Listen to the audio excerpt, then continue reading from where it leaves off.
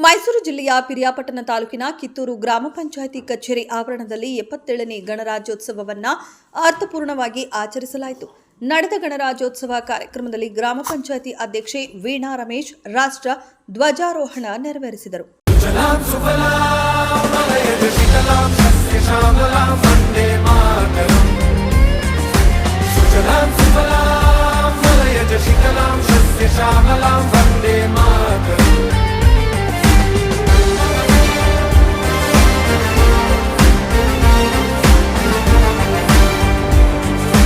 ಇನ್ನು ನಡೆದ ಕಾರ್ಯಕ್ರಮದಲ್ಲಿ ಗ್ರಾಮ ಪಂಚಾಯಿತಿ ಸದಸ್ಯ ಜಗದೀಶ್ ಅವರು ಮಾತನಾಡಿ, ಡಾಕ್ಟರ್ ಬಿಆರ್ ಅಂಬೇಡ್ಕರ್ ಅವರ ನೇತೃತ್ವದಲ್ಲಿ ರೂಪುಗೊಂಡ ಸಂವಿಧಾನವು ದೇಶದ ಪ್ರಜಾಸತ್ತಾತ್ಮಕ ವ್ಯವಸ್ಥೆಗೆ ಬಲ ನೀಡಿದ್ದು, ಅದನ್ನು ಗೌರವದಿಂದ ಪಾಲಿಸುವುದು ಪ್ರತಿಯೊಬ್ಬ ನಾಗರಿಕನ ಕರ್ತವ್ಯವಾಗಿದೆ.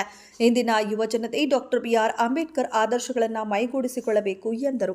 ಇದೇ ಸಂದರ್ಭದಲ್ಲಿ ಗ್ರಾಮ ಪಂಚಾಯಿತಿ ಸದಸ್ಯ ಕೆಎಸ್ ದಿನೇಶ್ ಮಾತನಾಡಿ, ದೇಶದೆಲ್ಲೆಡೆ 77ನೇ ಗಣರಾಜ್ಯೋತ್ಸವವನ್ನು ಹಬ್ಬದ ರೀತಿಯಲ್ಲಿ ಸಡಗರದಿಂದ ಆಚರಿಸುತ್ತಿದ್ದೇವೆ. ಡಾಕ್ಟರ್ ಬಿಆರ್ ಅಂಬೇಡ್ಕರ್ ಅವರು ಸಂವಿಧಾನ ಬರೆದು ನಮಗೆ ನಾವೇ ಅರ್ಪಿಸಿಕೊಂಡು ನಮ್ಮನ್ನು ನಾವೇ ಆಳುವಂತೆ ಸಾಮಾಜಿಕವಾಗಿ, ಆರ್ಥಿಕವಾಗಿ, ಶೈಕ್ಷಣಿಕವಾಗಿ, ರಾಜಕೀಯವಾಗಿ ಭದ್ರತೆ ಒದಗಿಸುವಂತಹ ಸಂವಿಧಾನ ರಚಿಸಿಕೊಟ್ಟಿದ್ದಾರೆ.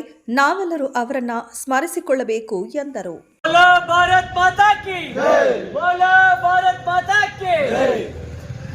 ಶಾಂತಿ ಶಾಂತಿ ಏನೇ ಬರಲಿ ಒಗ್ಗಟ್ಟಿರಲಿ, ಏನೇ ಬರಲಿ ಒಗ್ಗಟ್ಟಿರಲಿ. ಭಾರತ್ ಮಾತಾ ಕಿ ಜೈ, ಭಾರತ್ ಮಾತಾ ಕಿ ಜೈ.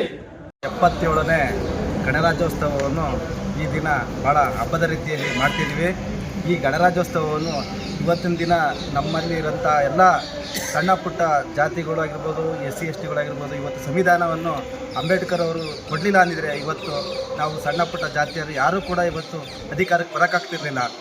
ಹಾಗಾಗಿ ಇವತ್ತು 77ನೇ ಗಣರಾಜ್ಯೋತ್ಸವವನ್ನು ಭಾಳ ಅದ್ದೂರಿಯಾಗಿ ಭಾಳ ಕಾರ್ಯಕ್ರಮವನ್ನು ನಮ್ಮ PDO ಸರ್ ನಡೆಸ್ಕೊಟ್ಟಿದ್ದಾರೆ. ಹಾಗಾಗಿ ತುಂಬ ಧನ್ಯವಾದಗಳು. ರಾಜ್ಯಾದ್ಯಂತ 77ನೇ ಗಣರಾಜ್ಯೋತ್ಸವವನ್ನು ಹಬ್ಬದ ರೀತಿಯಲ್ಲಿ ಆಚರಣೆ ಮಾಡ್ತಾ ಇದ್ದೇವೆ.